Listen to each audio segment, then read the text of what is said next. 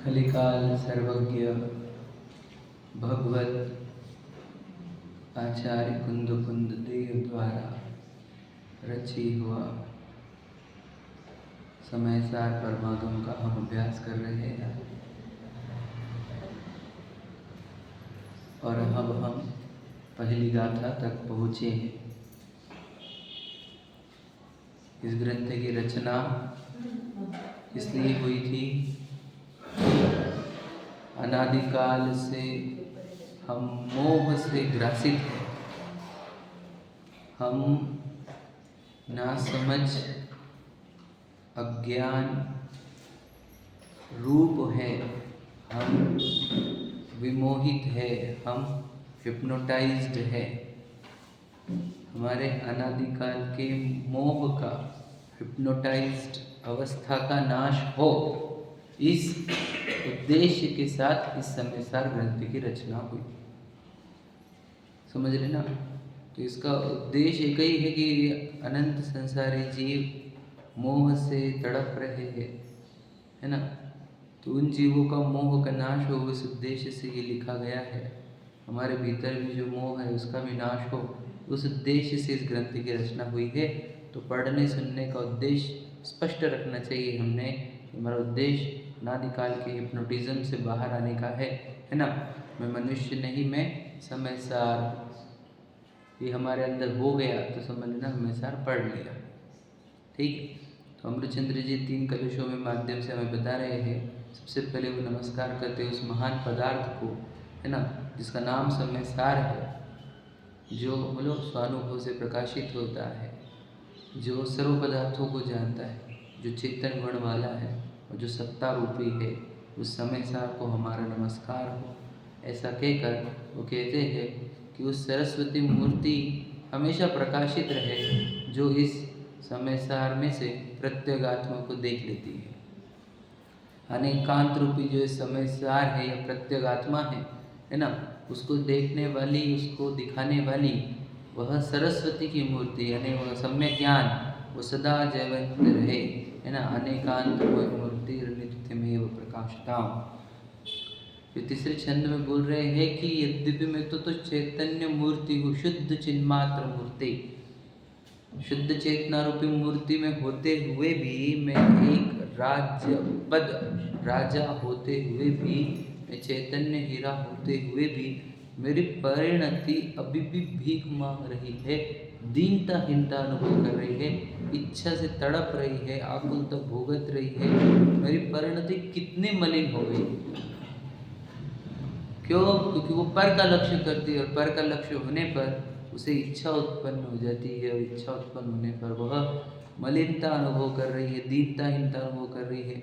वो रानी रूप बनकर राज नहीं कर रही, वो दासी बनकर भीख मांग रही है ना। तो मेरी परिणति के अंदर से ये मोह का नाश हो, इसलिए ही मैं समय व्याख्या नाम की टीका रच रहा हूँ, है ना। मेरी परिणति के अंदर जो मलिनता है वह इस समय सार की व्याख्या से दूर होगी, ऐसे उन्होंने भावना समझाई थी हमारे को, हमने पढ़ी। और फिर उन्होंने कहा अब सूत्र का अवतार होगा, है ना। अथ सूत्रावतार, समझ रहे? अब सूत्र का अवतार होगा, मतलब आचार्य कुंद के सूत्र आएंगे और उस मोह का छेदन करेंगे। अब एक एक सूत्र हमारे मोह का छेद करेगा, याद रखना, एक एक अक्षर, एक एक शब्द, समझे कि नहीं। अब ये वो सूत्र का अवतार हो रहा है।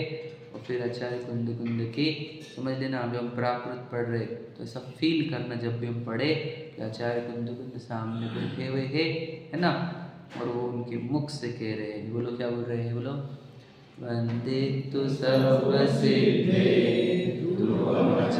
मनोगमंगलिं भत्ते गोच्छामि समय पाहुल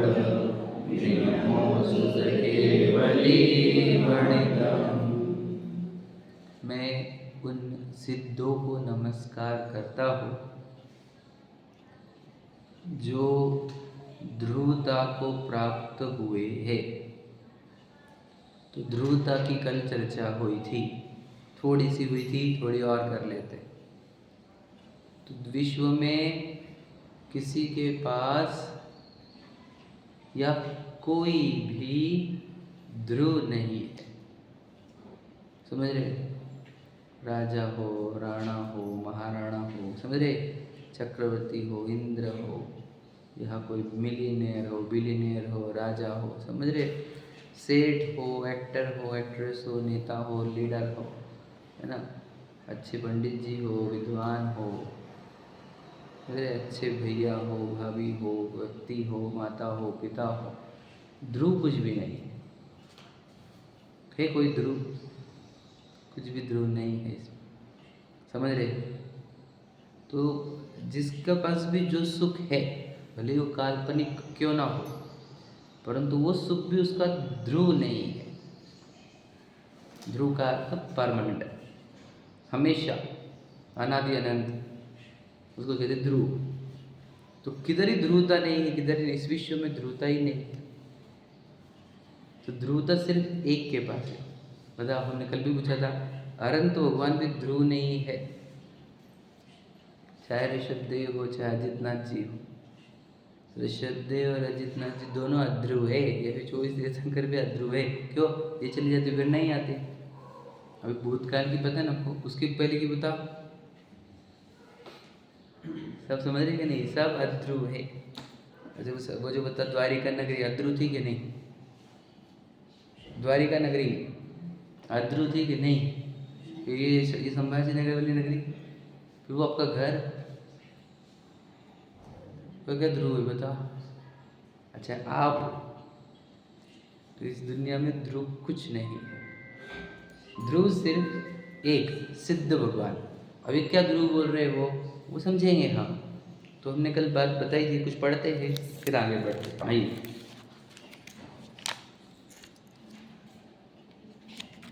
देखो पेज नंबर हमने 1 पढ़ा। हमने पहला पेज नंबर 19, सॉरी 19 गाथा नंबर 1।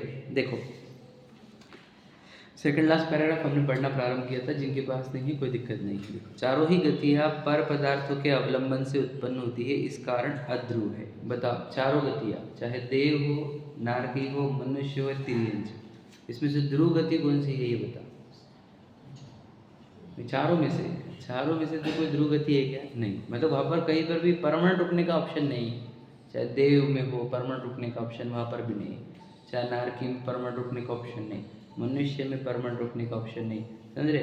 और तिर्यंच में भी, निगोद में भी परमानेंट रुकने का ऑप्शन। हर समय नया नया शरीर लेना पड़ता है और फिर वहाँ से भी निकलता ही है वो, है कि नहीं? तो चारों गतियाँ कैसी हो गई? फिर अध्रुव हो गई। क्लियर हो गया ना? क्यों? अब तो ये क्यों अध्रुव है? तो कहते हैं क्योंकि इनमें टिकाने वाले कर्म उसको कंटिन्यूस नहीं टिका पाएंगे। तो हम बोल रहे कि कर्म वहाँ पे कंटिन्यूस क्यों नहीं टिकाते? तो कहते हैं क्योंकि वो वहाँ पर कंटिन्यूस टिकाने के लिए तेरे पास वैसे कर्म चाहिए थे, तूने भाव चेंज करे इसलिए कर्म चेंज हो गए। कर्म चेंज होने से फिर तुझे उस गति के लिमिटेड स्टॉक मिला और इससे तुझे वहाँ से निकलना पड़ता है। समझा क्या कहा? कुछ कहा ना? देखो जहाँ पर भी रुकना है आपको, तो वहाँ पे चाहिए कि आपको आयु कर्म, बराबर है? तो वहाँ पे तभी तो उस बॉडी में टिक पाओगे। तो वो आयु कर्म इतने क्यों लाए तुमने? तो बोले तब तक जब इतने बंदे जितने हमारे भाव थे, भाव से तो आयु कर्म बंदे, वो भाव चेंज हो गया तो आयु इतनी बंदी। समझे क्या नहीं? तो हम बोलते भाव क्यों चेंज करता है? भाव क्यों चेंज करता है? समझ रहे प्रश्न? समझना वो गहरा इंपॉर्टेंट यहाँ पर। भाव चेंज क्यों करता है? तो बोले हम क्या करें? बोलो, हम जिधर लक्ष्य करते हैं उधर के भाव हो जाते हैं। समझना इम्पोर्टेंट। देखो बताता कि देखो हम सब जो इधर बैठे हुए हैं, हमारे को स्त्री को देखने के भाव आएंगे। इधर जो बैठे उनको पुरुष को देखने के, हमारे को व्यापार के भाव आते हैं, इनको रसोई के भाव आते हैं। समझे? हमको बच्चे का फ्यूचर का भाव आता है, इनको बच्चे की हेल्थ का भाव आता है। अभी अलग अलग क्यों है ये प्रश्न? अलग अलग क्यों? ये तो समझ रहे हैं आप क्यों? कि देखो उन्होंने स्त्री शरीर का लक्ष्य किया है, हमने पुरुष शरीर का लक्ष्य किया है। अब देखो बचपन में खिलौने वाले भाव आ रहे थे, जैसे वो युवा शरीर हुआ वो अपोजिट जेंडर वाले भाव आने लगे। समझ रहे? फिर व्यापार वाले भाव आने लगे। तो जैसे जैसे शरीर के अंदर चेंजेस आ रहे हैं, वैसे भावों में भी चेंजेस आ रहे हैं कि नहीं? अब यहाँ से मनुष्य से तिर्यच में गए, जैसे कुत्ता का शरीर मिला तो कुत्ते वाले भाव चालू हो जाते, हाँ या नहीं? समझ रहे?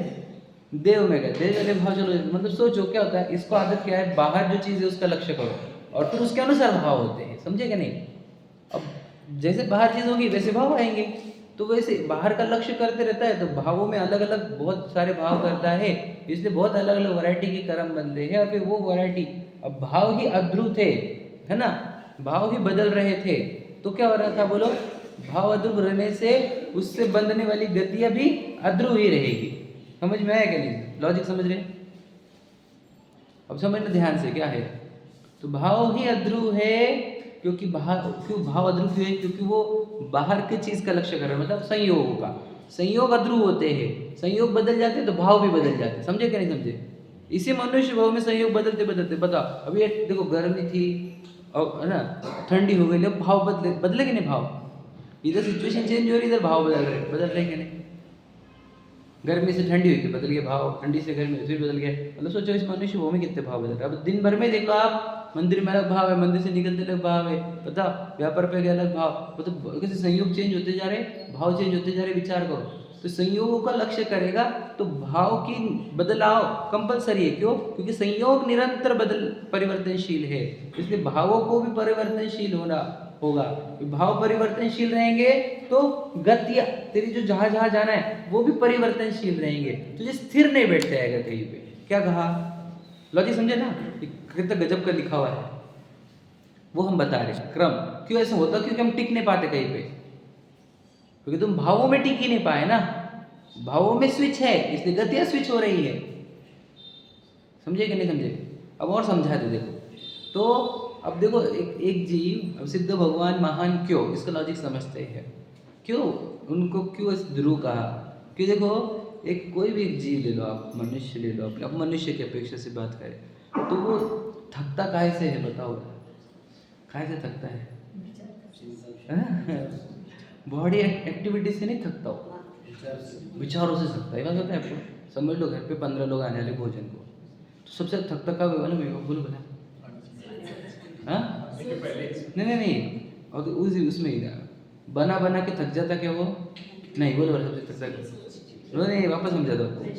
मेनू डिसाइड करने में बहुत थक जाता है। सबसे थकावट तो क्या, ये नहीं, मतलब सबसे थकावट तो वहाँ पर है। अकबर मेनू पता चल गया कि बनना है तो देखो फटाफट बनते जाते, एक प्रोसेस बनते जाते, कंप्लीट हो जाते। थकावट कहाँ पर है? मतलब उस विकल्पों में, विचारों से थकावट होती है। समझे? वो क्या बोलते हैं, देखो किसी के पास डे एक्टिविटी बहुत है लेकिन विकल्प नहीं, तो इतना टेंशन नहीं रहता, स्ट्रेस में नहीं रहता, हैप्पी रहता हो। और कोई काम बिल्कुल कम कर रहा है लेकिन विकल्प ज़्यादा है, तो थकता है कि नहीं? परेशान रहता कि नहीं? मतलब क्या अर्थ हुआ? थकता कैसे जीव? विचारों से, विकल्पों से। समझ में आया? और विचार विकल्प क्यों उत्पन्न होते हैं? तो जब तू पर का लक्ष्य करेगा तो तुझे विचार और विकल्प उत्पन्न होंगे। रूल ये है, समझे कि नहीं? अब रसगुल्ला देखेगा तो रसगुल्ले के भाव आएंगे, टेलीविजन देखेगा कोई ना किसी को देखेगा तो वो भाव आएंगे, वो पे प्रॉपर्टी देखे उसके भाव आ गए, कार देखे उसके भाव आ गए, स्त्री देखी उसके भाव आ गए। समझ रहे कि नहीं? लक्ष्य करेगा तो भाव आएंगे, विकल्प आएंगे, दुखी होगा। समझ रहे कि नहीं समझे? बात समझना। अब बताना ये है कि थकता कैसे? ये विकल्पों से। तो भगवान सिद्ध भगवान महान क्यों बोलो? क्योंकि उनको कोई विकल्प नहीं है। क्यों? उनका लक्ष्य आत्मा हो गया। अब बताओ भाव कौन से आ रहे हैं? बोलो ध्रुव। भाव कौन से? ध्रुव, क्योंकि संयोगों का, अध्रुव वस्तुओं का लक्ष्य होने रहा, ध्रुव वस्तु का लक्ष्य हो रहा है, तो भाव भी ध्रुव आ रहे हैं। अब ध्रुव भाव हो गए तो गति भी ध्रुव होगी कि नहीं होगी? इसलिए उनको पंचम गति जो बोल रहे हैं, ध्रुव गति बोल रहे हैं, वो इसलिए है क्योंकि उनके भाव ध्रुव हो गए। अब उनको एक ही टाइप के भाव आते, सेकंड टाइम के आते ही नहीं, क्योंकि उन्होंने एक चीज को ही लक्ष्य कर लिया। इसको एकाग्रता बोलते हैं।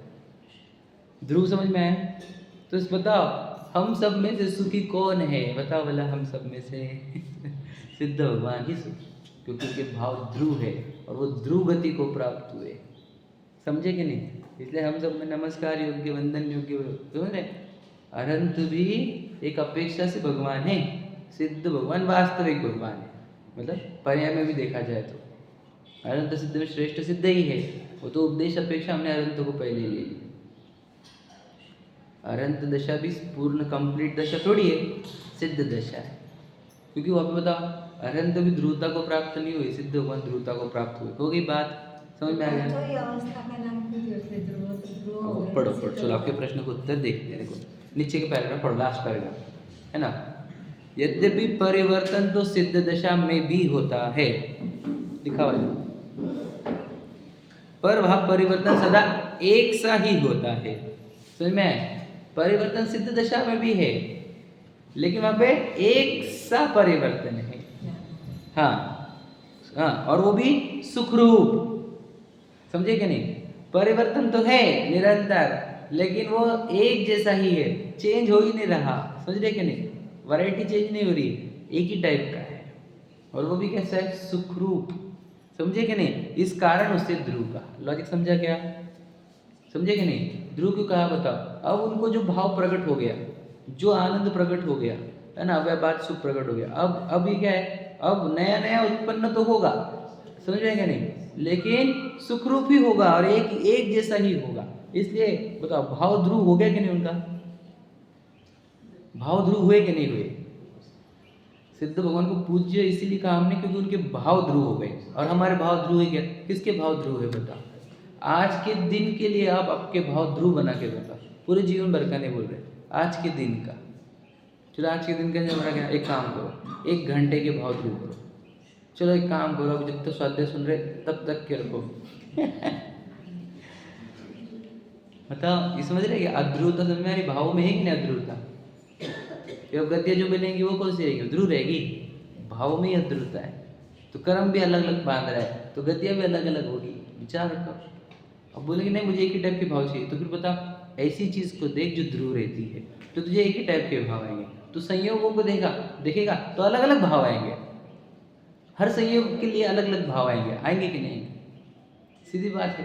अब बताओ अब ठंड बज रही है सुबह सुबह, मान के चलो, तो ठंड बजती है कि नहीं बजती है? कहाँ बजती है? कान में क्या? आंखों में? फीलिंग में? बता ठंड किसको बजती? पहले तो शरीर को क्या आत्मा को? चलो फटाफट बोलो, मुझे आगे बढ़ना है। शरीर को बजती क्या आत्मा को? मुझे बजती, ऐसा हो गया हमारे, है कि नहीं? बोले मालूम, आगे जोड़ दो। मिक्स। वो भी डिटेल नहीं पता, ठीक है? अब बताए। हाँ जानना है, हाँ सही बात। ठंडी किसको बज रही? प्रश्न है, बताओ किसको बज रही? बताया भी था मैंने इसको पहले, बोलो। अरे जब लक्ष्य किया तो बजी है, लक्ष्य नहीं करे तो बजती क्या? नहीं समझे आप? तुम काम में बिजी रहो, ठंड बजती तुम्हारा? समझ में आ रहा है कि नहीं समझ में आ रहा है? मतलब संयोग ठंडी वाला था क्या नहीं? लेकिन हम व्यस्त थे किसी काम में, तो ठंड वो बोल रहा है कि ठंडी बज रही। हाँ क्या ठंडी है क्या? हाँ यार सही बात बोल रहे हैं। तो मतलब क्या, अब हम लक्ष्य किया तो हमको ठंड लगी। समझे कि नहीं? लक्ष्य पर निर्भर करता है, लक्ष्य पर। समझे कि नहीं? और वो वैसे ही फिर मुनराज अंदर चले गए, तो ठंडी बज रही कि नहीं बज रही? तो ठंडी, इतनी ठंडी में ठंडी है, ठंडी का लक्ष्य नहीं है। और हमारे को तो एसी में कभी घर में गर्म हो जाता है, कभी ठंडा करो, कभी 26 कर रहे, कभी 18 कर, कभी 26, कभी 18, थोड़ा लगे गर्म हो गया था, फिर करो कम करो, तो ठंडी हो जाती तो गर्म। वो पागल ही छे तो लक्ष्य करना बंद कर देना। तुझे क्या कि ठंडी क्या कर, समझ में आया क्या कर? लक्ष्य सब खेल लक्ष्य का है। लक्ष्य मतलब ये 3 पर्याय है हमारे, 3 गुणों की पर्याय, मुख्यतः से ज्ञान गुण। ज्ञान गुण उधर गया कि देखो फीलिंग आएंगी। बताओ समझ में आया कि नहीं? बहुत बार ऐसा होता है कि मुझे ठंड नहीं बजती है, लेकिन सब ओढ़ कर रखे ना तो हाँ यार ठंडी है।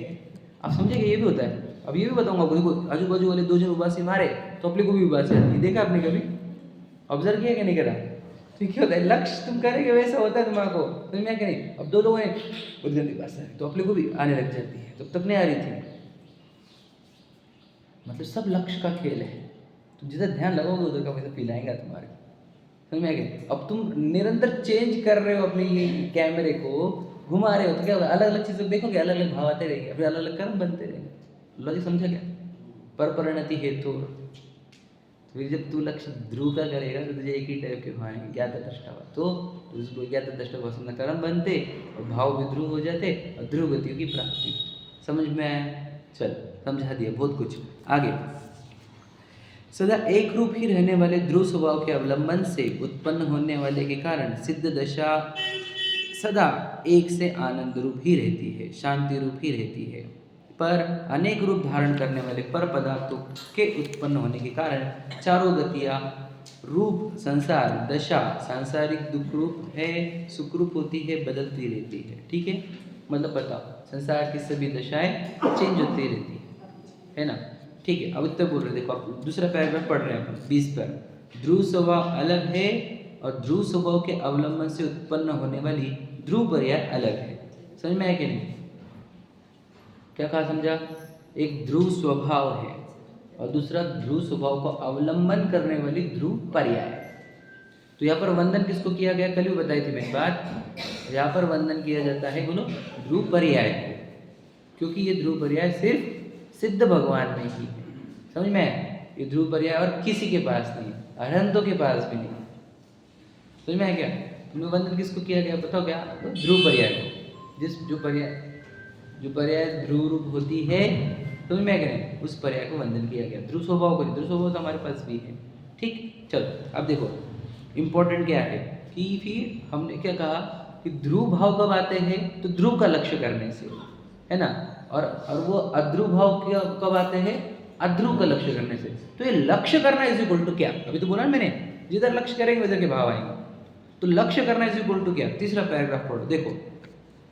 त्रिकाली ध्रुव ज्ञानानंद स्वभावी निज भगवान आत्मा को अनुभूति पूर्वक जानना, अनुभूति पूर्वक निज जानना, उसमें ही अपनापन स्थापित होना, उसका ही ध्यान करना, उसमें ही लीन हो जाना ही ध्रुव स्वभाव का अवलंबन है, आश्रय है। मतलब क्या? ये है ध्रुव का लक्ष्य किया। ध्रुव का लक्ष्य क्या मतलब क्या? उसको हमने जाना था ये ध्रुव है, समझ में? और उसको ही जानते रहे, ये हो गया ध्यान। जाना वो हो गया ज्ञान, और जानते रहे हो गया ध्यान। और जाना कैसे? क्योंकि श्रद्धा भी थी हमारी कि मैं ध्रुव हूँ, तो श्रद्धा ज्ञान चारित्र तीनों गुण वहां पर रह गए। इसको बोलते हैं ध्रुव का लक्ष्य करना। समझ में आया क्या? और ध्रुव का लक्ष्य इधर हुआ, समझ रहे गए? फिर समझ रहे ध्रुव का लक्ष्य हुआ तो कौन से भाव आने वाले बताओ? जब मैं ध्रुव को ही जान रहा हूँ और जानते रह रहा हूँ तो भाव कौन से आने वाले मेरे को बताओ? ज्ञान दर्शन वाले को देख रहा हूँ तो ज्ञान दर्शन तो भाव आ रहे हैं, दूसरे भाव ही नहीं आ रहे हैं। और दूसरे भाव नहीं आ रहे तो कर्म बंधन होंगे नहीं और चार गति होगी नहीं। लॉजिक समझ गया? एकदम सिंपल है ये, कठिन बिल्कुल भी नहीं है। लॉजिक दिया ना, न्याय दिया है बात। क्यों ऐसा हो रहा है? सिद्ध भगवान ध्रुव कैसे क्या है और बाकी कोई ध्रुव क्यों नहीं? चक्रवर्ती भी ध्रुव करना चाह रहा था खुद को, नहीं हो पा रहा है, कोई ध्रुव नहीं हो पा रहा है। सम्राट महाबल सेना को डाल सकेगा, शरणमृत काया में असुर जीव डाल सकेगा, तो बताओ ध्रुव कर पा रहा है कोई? और सिद्ध भगवान ध्रुव क्यों कर पा रहे? वो ध्रुव का आश्रय है। उन्होंने ध्रुव को लक्ष्य किया तो उनको भाव भी ध्रुव आ रहे हैं। ठीक, देखो अब आ गया, क्या बोल रहे हैं? हाँ देखो, एक तो हमारे अंदर से निरंतर जानना निकल रहा है, ठीक है? ये हमारा समझ लीजिए ज्ञान गुण की पर्याय है। एक श्रद्धा गुण की पर्याय जो बोलती है देखो ये ध्रुव है ना, वो मैं हूँ, अहम बना लेता है उसको, मैं बना। और वो जाने की पर्याय वापस ध्रुव का ही लक्ष्य करे, समझे कि नहीं? तो एक बार लक्ष्य करे तो ज्ञान, और लक्ष्य बना रहे तो ध्यान, इतना ही है वो। मतलब क्या? मैं मेरी ज्ञान को मेरी वस्तु जानने में लग जाता हूँ। इसको बोलते हैं रत्नत्रय, इसी को कहते हैं ध्यान, इसी को कहते हैं चारित्र, समझ रहे? इसी को शुद्ध उपयोग। इतना छो कठिन भी नहीं है। तो श्रद्धा तो हम बना कर लेती, साइड में पड़ी रहती है, बचा ज्ञान और ध्यान। और ज्ञान ध्यान क्या है? ज्ञान का स्थिर रह जाना, वो ध्यान। तो इतना ही तो ज्ञान और चारित्र तो इतने सिंपल है। जो इसको जान रहे उसमें टिक जाओ, वो टिक गया, वो चारित्र। तो खुद को ध्यान। हाँ, आप बोल रहे हैं कि अरे भगवान को वैसा ही तो चल रहा है, नहीं मतलब एक अपेक्षा से तो सही भी है आप जो बोल रहे हो, लेकिन फिर भी अच्छा वो बोल रहे हैं अरे भगवान का ध्रुव क्यों नहीं है? क्योंकि अभी उनके संयोग चेंज हो रहे हैं। एक अपेक्षा से ध्यान तो सही है, फिर धुनराज का भी सही हो जाएगा फिर तो लक्ष्य अंतर में है, थोड़ा सा अंतर है, वो सूक्ष्म ही है वो, हम कैसे बता? ध्यान में नहीं, वो सुख के लिए वो ध्यान तो सेम है, शुक्ल ध्यान के स्तर है वो। अरहंत भगवान में भी देखो 13वें गुण स्थान तक शुक्ल ध्यान अलग है, और एक शुक्ल ध्यान ऐड होता है तब वो अयोग केवली बनते हैं। मतलब सोचो वहाँ पे शुक्ल ध्यान में भी अंतर है, पृथक वितर्क, एकत्व वितर्क, पृथक वितर्क, वो 2 है, 4 स्टेज है उसके, पता है 4 गेयर है। तो शुक्ल ध्यान के भी 4 गेयर है, मतलब वापस तो जो हमको सब ध्यान में दिख रहा है, लेकिन ध्यान में भी अंतर होता है। हाँ बिल्कुल सही, तो याद रखना हम हमारी दृष्टि से देख रहे हैं कि उनका लक्ष्य हो गया। अब केवल ज्ञान ने उस ज्ञान गुण की अविभाव प्रतिच्छेद को देखकर कहा है कि यहाँ पर ध्यान कम है। क्या कहा समझा? कुछ कठिन है, सूक्ष्म है ना, हम थोड़ी पकड़ पाएंगे अरहंत भगवान के ध्यान में और सिद्ध भगवान के ध्यान में क्या अंतर है। अरे अंतर नहीं होता तो बताओ फिर वहां पर सिद्ध क्यों नहीं हो गई? वो ऐसे थोड़ी रहता है ध्यान। ठीक है, वो अपेक्षा से भी बोल सकते हो, गलत नहीं है, वो भी अपेक्षा एकदम पूरी परफेक्ट है जो आप बोल रहे हो, समझे कि नहीं? लेकिन अगर अंतर ही नहीं होता तो फिर वो 13वां 14वां गुण स्थान क्या रहता? वो 13-14 गुण स्थान की जरूरत ही क्या है? सिर्फ शरीर, मुझे बताओ शरीर रह रहा है, क्यों रह रहा है? कर्म, कर्म भावों से कनेक्टेड है। योग भी तो है 13वें तक, योग चल रहा ना अंदर, है कि नहीं? अब बताओ, ये बता अच्छा दिया उन्होंने, योग है ना, बता वरन सिद्धों में नहीं योग, फिर 14वें के अंत तक चारित्र कंप्लीट होता है, सुना है कि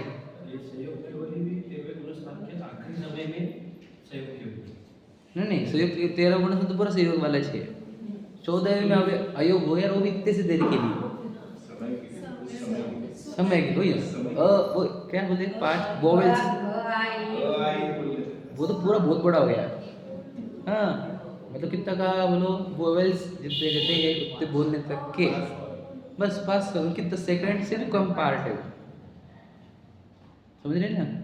तो क्या मैं उतने देर के लिए अयोग हो गए तो लगे सिद्ध दशा आ गई, तो मतलब कुछ गड़बड़ है क्या नहीं? अरहत दशा में योग क्यों हो रहा है?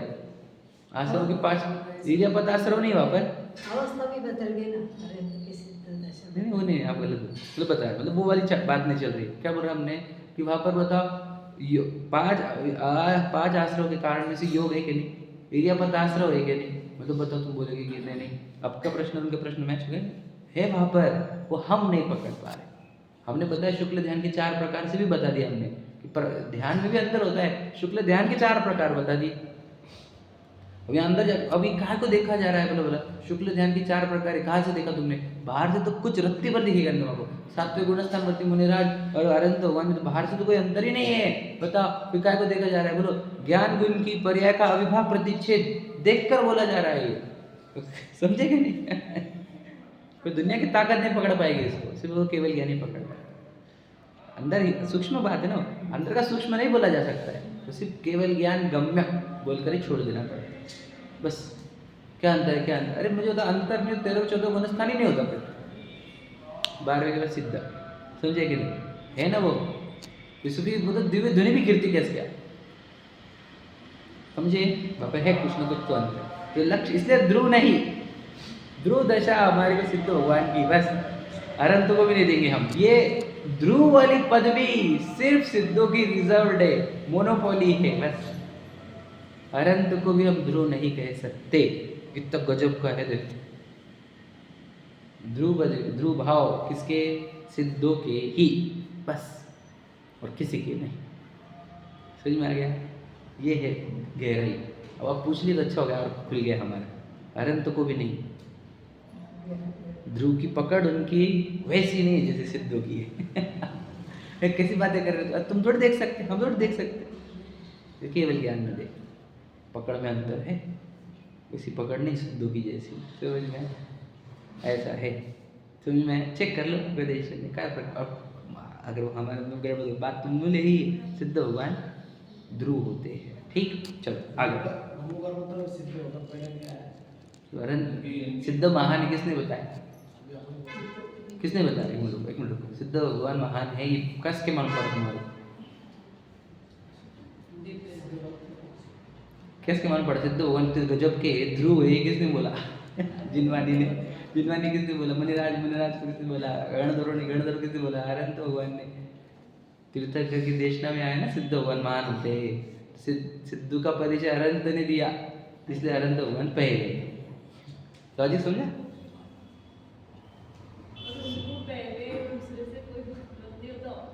नहीं, हाँ उनके लिए तो कोई फर्क ही नहीं पड़ता। फर्क पड़ता तो हमारे को सिद्धू को लेना पड़ता पहले, नहीं तो फिर वो मान हानि हो जाती ना, है क्या नहीं? हम यहाँ पे उपाध्यक्ष को पहले बुलाए और अध्यक्ष को बाद में बुलाए, जब मान हानि हो जाती ना, तो वैसा तो वहाँ पर है नहीं, उनको तो फर्क ही नहीं पड़ता। हमने क्यों पहले बोला? क्योंकि सिद्ध इतने महान होते हैं, ये अनंत तो नहीं बताया हमारे। सिद्ध होते भी है, ये भी भगवान जी ने बताया, नहीं तो कहाँ पता था? तो किसने देखी सिद्ध यहाँ पर? समझेंगे आप, समझ विश्वास करने के बाद सिद्ध भगवान होते हैं, ये अनंत से ही पता चला। ठीक, चलो आगे। और कोई प्रश्न नहीं ना? चलो देखो, तो त्रिकाली ध्रुव का जब हमने लक्ष्य किया, जब उसका देखो, उसका लक्ष्य करना मतलब क्या कि उसका ध्यान करना, उसमें लीन हो जाना, उसके अगर उसमें जब लीन होंगे तो ध्रुव पर्याय उत्पन्न होगी। ठीक है, अब देखो, अब हम नीचे से तीसरा पैराग्राफ पढ़ रहे हैं। अनादिकाल से इस आत्मा ने निज भगवान आत्मा को तो कभी जाना ही नहीं, यानी ज्ञान गुण भी लक्ष्य नहीं कर रहा। फिर क्या ज्ञान गुण क्या कर रहा है? देखो, मात्र पर पदार्थों, उनके भावों और उनके निमित्त से अपने आत्मा में उत्पन्न होने वाली विकारी पर्याय को ही जाना माना है, उनमें ही अपनापन स्थापित किया है, उनका ही ध्यान किया है, उसमें ही आत्मा, देखो यह आत्मा उनमें ही रचा बचा है। ये क्या हो गया? बोलो, ये हो गया पर का लक्ष्य। समझ में? अब देखो, बहुत गजब की लाइन है। हमारे पास ज्ञान गुण की पर्याय ये है कि नहीं है ना? उसको ही लेके आए हैं अपने स्वाध्याय सुनने को, बराबर है। अब इस ज्ञान गुण की पर्याय हम दिन भर क्या करते हैं? उस ज्ञान गुण की पर्याय से बताओ क्या करते हैं? एक तो पर पदार्थ, मतलब बॉडी पर पदार्थ का पहला पार्ट है ना? ये मिट्टी जमा हो गया हमारे आसपास, एक मनुष्य आकार की, बराबर है, पुरुष स्त्री आकार की, सबके अलग, तो ये पर पदार्थ हो गया। और फिर घर गाड़ी बंगले और पर पदार्थ, व्यापार आदि पर, बच्चे वगैरह सब पर पदार्थ। तो इस ज्ञान गुण ने आज तक क्या किया? बस इनको ही जाना है कि पर पदार्थों को, सही है नहीं? पर पदार्थों को पहला पार्ट समझ में। इस ज्ञान गुण की पर्याय बता, 100 पदार्थ आज तक जाना क्या? नहीं जाना है। तो पर पदार्थ को जाना है, तो जाना है तो क्या? उसको जाना भी है, उसको अपना माना भी है, और उसमें जमता रमता भी है। इसको ही कहते हैं पर पदार्थों का लक्ष्य करना। तो बता, हमारे ज्ञान गुण की पर्याय अनादि से पर पदार्थ का लक्ष्य कर रही है, इसलिए तो गतिया पे गतिया फेंके जा रहे हैं हम। बताओ, हम लोग और एक गति फेंक दिया, अब उसके बाद और एक गति में फेंके जाएंगे कि नहीं? क्योंकि आदत है हमारे को पर पदार्थ का लक्ष्य करने की। तो किसका लक्ष्य किया? पर पदार्थ का, एक पॉइंट। दूसरा, पर पदार्थ के भाव का। अभी भाव का अर्थ क्या होता है? तो देखो, हमारे को हम लक्ष्य पुद्गल का नहीं करते, पुद्गल से बनी हुई कार का, पुद्गल से बने हुए बंगले का, पुद्गल से बना हुआ गोल्ड का, पुद्गल से बने हुए शरीर का, अपने ये पत्नी के, बच्चे के, है ना? मतलब पुद्गल के भावों का ध्यान किया है, ज्ञान किया है। समझे? भाव मतलब क्या? उनके गुणों का, पर्याय का। पर पदार्थों का, उनके भावों का। अब आगे उनके लक्ष्य से फिर मेरे अंदर क्या होते हैं? देखो, मुझे खाने, देखो लक्ष्य करूंगा तो खाने के भाव है, फिर मुझे व्यापार के भाव है ना? सजने के भाव आए, समझ रहे? प्रसिद्ध होने के भाव आए, प्रशंसा के भाव आए, समझ रहे? कुछ अचीव करने के भाव आए, यश प्रसिद्धि ख्याति के भाव आए। तो देखो, ये भाव आते हैं कि नहीं इस टाइप के भाव। फिर कभी ये भाव आ जाने लगते, चलो मंदिर चलते, चलो पूजन करते, चलो पाठ करते, चलो स्वाध्याय करते, चलो सिखाते हैं सबको, तो इस टाइप के भाव आ रहे। तो हमारे ज्ञान का विषय आज तक एक तो पर वस्तु, उनके भाव और उनका लक्ष्य करके जो भाव हुए थे, उन भावों का ही आज तक लक्ष्य हुआ है हमारे। कुछ कहा, गहरी बात है, और तुम, आपको मैं बता रहा हूं, उपयोग एकदम सूक्ष्म करके ही सुनना पड़ेगा, और है बहुत गजब का। देखो, 3 चीजों का पर लक्ष्य होता है। पर पदार्थ कह रहे हैं, पर पदार्थ के भाव मतलब उनके गुण पर्याय, और उनके निमित्त से, उनका लक्ष्य करके हमारे अंदर शुभ अशुभ भाव की परिणति उत्पन्न होती है। अब देखो, हमारे ज्ञान को आज तक इसका ही परिचय है, और इसे किसी का परिचय नहीं। उसको इधर ध्रुव वस्तु है, समय सार है, प्रत्येक आत्मा है, वो तो पता ही नहीं हमारे को। और ये पूरी पता है हमारे को, बता कि मैं शरीर, विशाल पता है मुझे, विशाल की पत्नी, बच्चे, गाड़ी बंगले सब पता है, ठीक। और विशाल को अशुभ भाव होते दिन भर, वो भी पता है। विशाल को कभी कभी शुभ भाव होते, वो भी पता है, बताओ। लेकिन इधर प्रत्येक आत्मा है, समय से आ रहे, वही नहीं पता इस ज्ञान को। अब बताओ, समझ रहे कि नहीं? इसको ही बोलते पर लक्ष्य। पर लक्ष्य करेगा तो पर भाव, बताओ दिन भर स्विच होते रहेंगे भावों में। एक तो अशुभ चलेंगे, खाओ पियो, व्यापार आदि, बच्चे पोते, तो ये भाव अशुभ चलते रहेंगे। एक या फिर शुभ भाव आ जाएंगे, चलो सीखो, सिखाओ सबको, समझाओ सबको, है ना, सब धर्म से जोड़ो सबको, सबका कल्याण करो, तो ये भाव आएंगे। तो 2 टाइप के भाव चलेंगे, और ये 2 टाइप के भाव के कारण क्या होगा, फिर कर्म संचय होगा, फिर गतियाँ बंधेगी। समझे कि नहीं? अब वो कौन सी गति मिलेगी? चाहे मेरे को दिन भर शुभ भाव ही आ रहे हैं सीखने सिखाने वाले, तो ध्रुव गति मिलेगी क्या? नहीं। क्यों? सिखाने वाले भाव गायब होते, कभी भोगने वाले भाव आ गए, है कि नहीं? रसन इंद्रिय के आ गए, समझ रहे, स्पर्श इंद्रिय के आ गए, इसके आ गए, तो भाव अध्रुव है, शुभ अशुभ, इसलिए शुभ अशुभ भावों से बनने वाली 4 गतियां भी अध्रुव है। हर अंतर्मुहूर्त में भाव चेंज होते सुने ना, तो इसलिए अंतर्मुहूर्त से बनने वाली गतियां भी चेंज ही मिलेगी आपको, परमानेंट कोई भी गति नहीं मिलेगी। समझ रहे? कुछ गहरी बात समझ में आ रही? तो जब तक याद रखना, पर वस्तु के भावों को और उनसे देखोगे तो अंदर शुभ अशुभ भाव ही उत्पन्न होंगे। तो अपने ज्ञान को क्या करना है बताओ? बोला पर पदार्थ को देखना बंद कराना है, उनके गुणों को, उनके भावों को देखना बंद करना है, और उनसे निमित्त होने वाले शुभ अशुभ भावों को भी, वो बाजू में करने के। क्या? खाने के भावों को भी साइड में करो, पूजन के भावों को भी साइड में करो, स्वाध्याय के भावों को भी साइड में करो, सिखाने वाले भावों को भी साइड में करो, समझ में कि नहीं? प्रभावना के भाव को भी साइड करो, और जो जानन हो रहा है उसकी ओर लगाओ। तो इसको बोलते हैं अपने ज्ञान से अपने ध्रुव का लक्ष्य किया। समझ रहे? तो ये पहली बार लक्ष्य हुआ, फिर ये आत्मानुभव, उसी अहमपना स्थापन हुआ, और उसका लक्ष्य बना रहा, तो वो हो गया पूरा सम्यक दर्शन ज्ञान चारित्र। अब इससे भावों में एक स्थिरता आएगी, ध्रुवता का थोड़ा सा अंश प्रकट होगा। जितना जितना ध्रुवता बढ़ी जाएगी भावों की, उतना उतना वो गुणस्थान के ऊपर चढ़ता जाएगा, और वो उधर टिक ही गया तो फिर गुणस्थानातीत हो जाएगा। कहा समझा कुछ? प्रक्रिया तो ये है भाई। हम गड़बड़ क्या कर रहे हैं बताओ भला? पर वस्तु, पर भाव और उनके निमित्त से होने वाले शुभ शुभ भाव, इतना ही ज्ञान का विषय है हमारे। ज्ञान को बस इतना ही सब्जेक्ट है हमारे दिन भर, और तीसरा सब्जेक्ट ही नहीं है। वो ध्रुव जो पहला गया है कि अपना जहाँ से ज्ञान निकल रहा है, सोचो ज्ञान जिसमें से निकल रहा है उसको उस वस्तु का ही लक्ष्य नहीं है, और पूरी दुनिया का लक्ष्य है। निकल किसमें से रहा? ज्ञान में से। ज्ञान में से निकल रहा कि नहीं? ज्ञान ध्रुव में से, उसमें से निकल रहा है, लेकिन सोचो ध्रुव को ही नहीं जानना उसको, पूरी दुनिया जाननी है। समझ में आ रहा है कि नहीं? पूरी दुनिया जाननी है और ध्रुव को नहीं जानना। क्लियर? समझ रहे क्या बात करें? देखो पढ़ते हैं अपना, देखो बस यही देखो। फिर वो पैराग्राफ पढ़ रहा था मैं, अनादिकाल से इस आत्मा ने निज भगवान आत्मा को तो कभी जाना ही नहीं, मात्र पर पदार्थों को, उनके भावों और उनके निमित्त से अपने आत्मा में उत्पन्न होने वाली विकारी पर्याय को ही जाना माना है, उनमें ही अपनापन स्थापित किया है, उनका ही ध्यान किया है, तथा यह आत्मा उनमें रचा पचा है।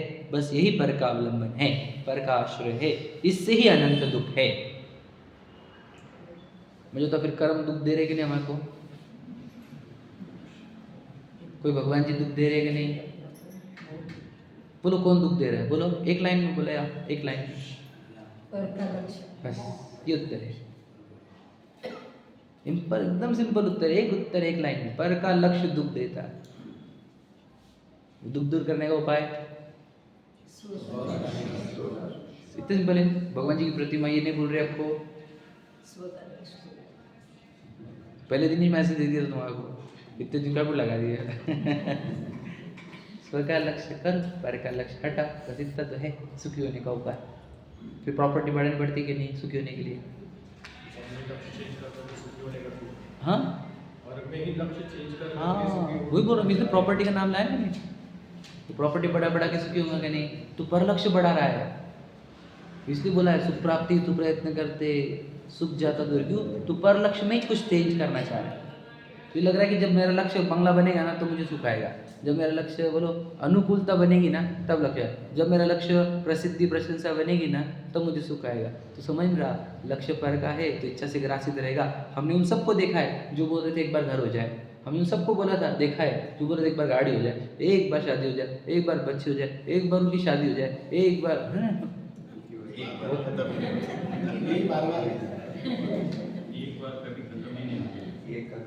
तो मुझे बोलना ये है कि उनके उस मोमेंट पर आते ही एक नई इच्छा जनरेट हो गई, सुखी हुए क्या?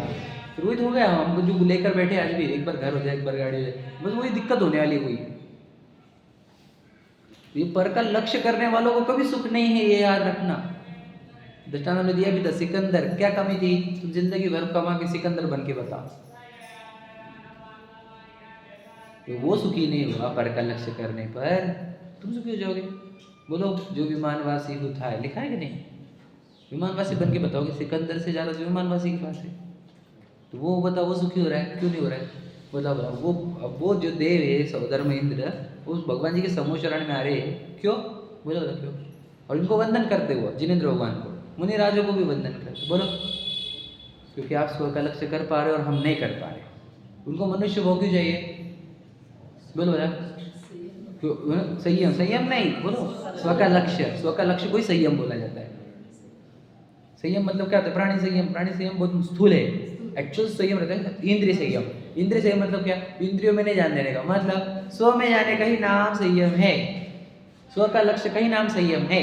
तो देवों को क्या चाहिए, स्व लक्ष्य चाहिए। सोचो उनको मालूम है मनुष्य में ही स्व लक्ष्य करते आता है, बताओ और मनुष्य क्या कर रहे हैं,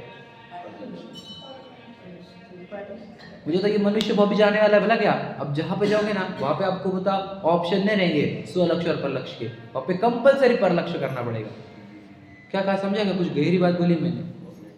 अब देव में चले जाओगे गलती से, तुमने मान के चलो सात्विक जीवन है हमारा, हम देव में चले गए तो क्या कंपलसरी पर का लक्ष्य करना पड़ेगा पूरा जीवन भर, 33 सागर तक, मतलब सुखी होने का तो कोई ऑप्शन ही नहीं वहां पर। ये देवों की बात करी मैंने। अगर तिर्यंश में चले गए तो पर लक्ष्य ही, निगोद जैसे अवस्था में चले गए तो बताओ निरंतर परिणति आकुलित रहेगी, पर परिणति समझ रहे, निरंतर बनी रहेगी, इच्छाओं का महासागर आएगा और ये आत्मा तड़पेगा, यानी उसकी पर्याय तड़पेगी सुख के लिए।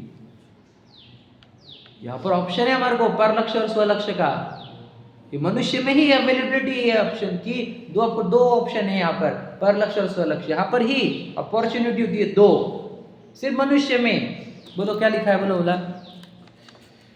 बोलो उत्तम संयम की पूजन के लाइन की लाइन बोलो, बोलो सुरग नरग पशु गति में नाही, बोला करें पर ये लाइन लिखी है ना, संयम वहां पर नहीं है, उत्तम संयम पूजन की लाइन है ये, मतलब सिर्फ मनुष्य में ही। तो सोचो ये मनुष्य वो मेरा तो एंड होने को आया, सबको पता है अपनी एज क्या हो रही, और यहाँ पर ऑप्शन था स्वलक्ष्य करने का, मैंने स्वलक्ष्य किया नहीं तो मेरा मनुष्य वो हार गया, मैं I lost the opportunity। मैं कह रहा हूँ देव में चले जाएंगे हम, क्योंकि हमारे जीवन से मूल्य अच्छा भी हो, तो वहां पर मुझे तो डर इस बात का कि मैं देव में चला जाऊंगा और मुझे वापस सामयिक करने को नहीं मिलेगा।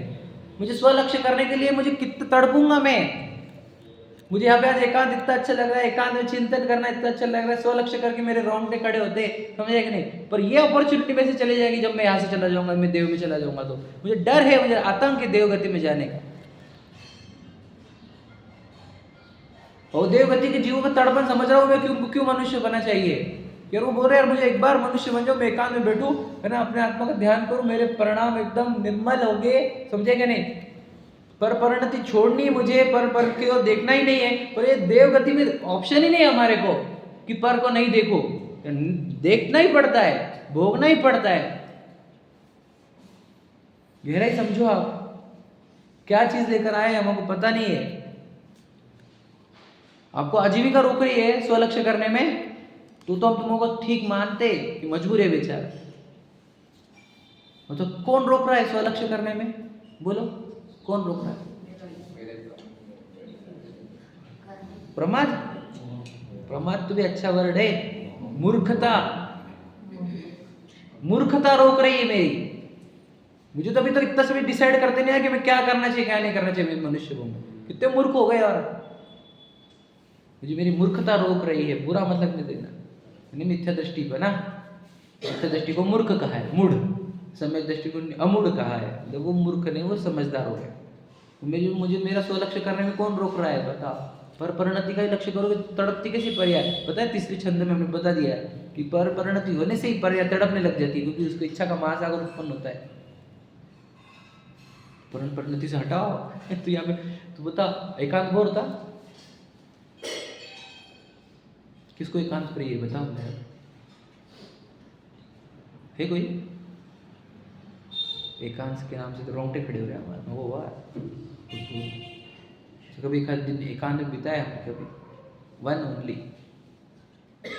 पर परिणति हेतु। फिर वहाँ पे भी मोबाइल, अकेला रहेगा तो मोबाइल, पर वहाँ पे क्या देखेगा, पर कोई विश्व को लेगा मोबाइल पे। समझ रहे क्या कह रहा हूँ मैं?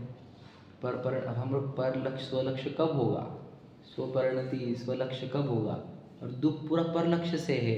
अभी तो लाइन बोली हमने, तो क्या लिखा है पे, इससे ही अनंत दुख है। देखो बस यही पर का अवलंबन है, पर का आश्रय है, और इससे ही क्या बोलो, बोला क्या लिखा है, बोलो अच्छे से बोलो, अनंत दुख। अगर वर्ड क्या है, अनंत दुख, पर का लक्ष्य अनंत दुख, स्व का लक्ष्य। ये सेम मैसेज है भगवान जी की प्रतिमा का। हम बहुत लेट कर रहे हैं और बहुत बड़ी नासमझी कर रहे हैं। इस चीज़ के लिए, इस समय के लिए हम पछताएंगे जरूर, अगर हम अभी नहीं चेते तो। समझे कि नहीं? डेथ बेड पर यही पछतावा रहेगा कि मेरे पास पूरी अपॉर्चुनिटी थी, और मैं कंकड़ पत्थर के चक्कर में, मिट्टी के चक्कर में, और झूठे रिश्तों के चक्कर में, समझ रहे कि नहीं, मैंने मेरा मनुष्य भाव हार लिया। स्वलक्ष्य करने की अपॉर्चुनिटी, मुझे बताओ ना, मनुष्य को ही क्यों अपॉर्चुनिटी मोक्ष की, देवों को क्यों नहीं? बस यही रीज़न है वो। संयम, वापस संयम बोल रहे तुम, स्वलक्ष्य नहीं कर पाते ये देव। संयम मतलब स्वलक्ष्य। अब बोलोगे नहीं दीक्षा नहीं, दीक्षा भी स्वलक्ष्य के लिए की जाती है। अब दीक्षा लेके पर लक्ष्य करने वालों को हम साधु कैसे कहते, बताओ?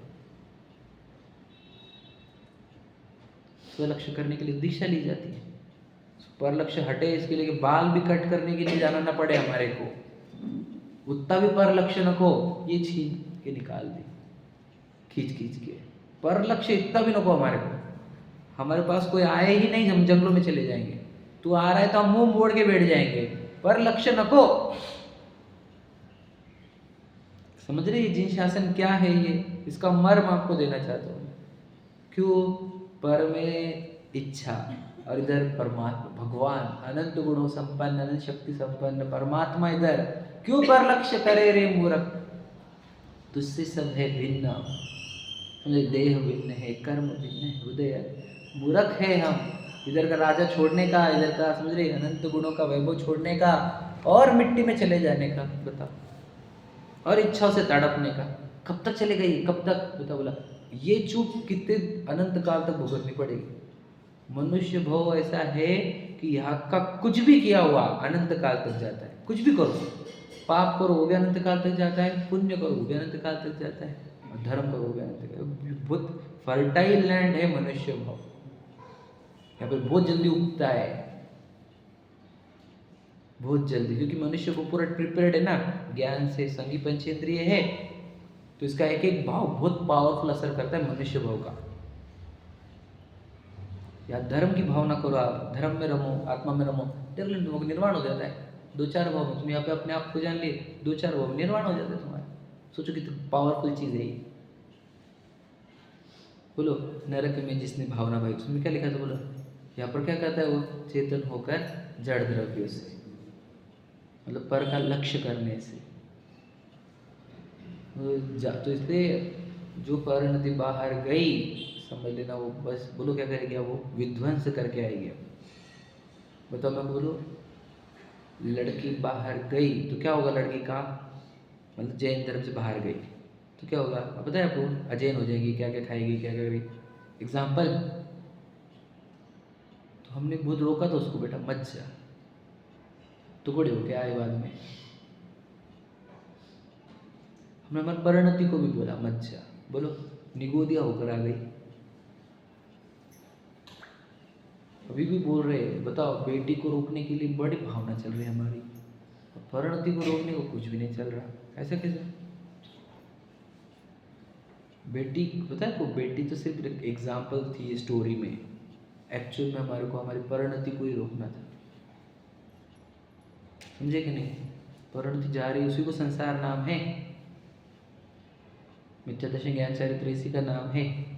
हम दिन भर हमारे लक्ष्य पर ही रहते। सोचो, आग भी लग रही नहीं, याद भी आ रही नहीं, लक्ष्य कब करेंगे उसको? मैं समझा सकता हूँ, आगे का भी ले सकता हूँ, लेकिन जब बात आई गई तो गहरी वाली बात समझना ही पड़ेगी। क्या?